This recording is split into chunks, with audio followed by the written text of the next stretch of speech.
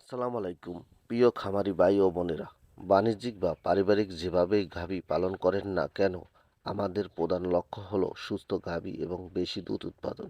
কিন্তু একটি ভুল বা অসাবধানতার কারণে খামারির স্বপ্ন ভেঙে যেতে পারে, আর তা হলো ওলান প্রদাহ বা ম্যাস্টাইটিস রোগ।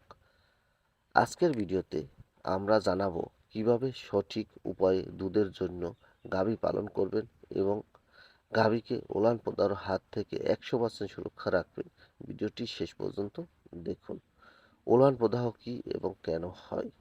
ওলান প্রদাহ মূলত জীবাণুমূলিত একটি মারাত্মক সংক্রমণ।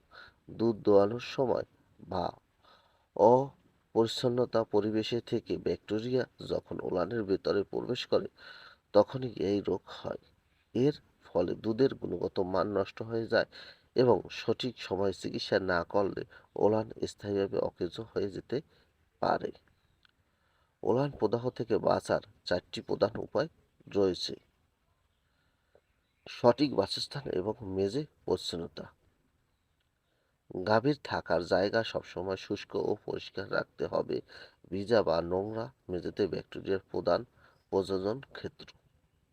দুধ দোয়ানোর সঠিক নিয়ম ও ওলান পরিচ্ছন্নতা।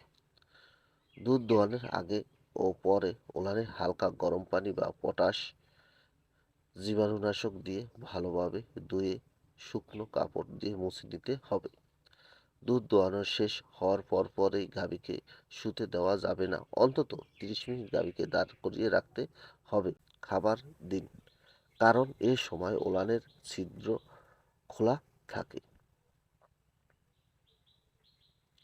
পুষ্টিকর খাবার ও ভিটামিন সরবরাহ।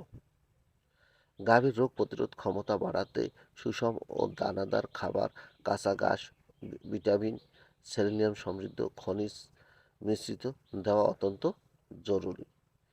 নিয়মিত দুধ পরীক্ষা।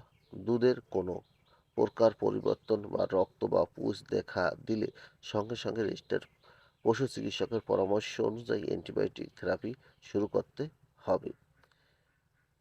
একটু সচেতনতাই পারে আপনার খাবারের বড় ধরনের ক্ষতির হাত থেকে বাঁচাতে।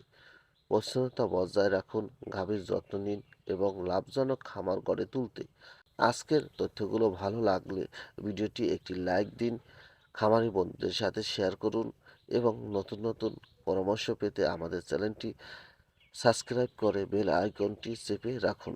ধন্যবাদ।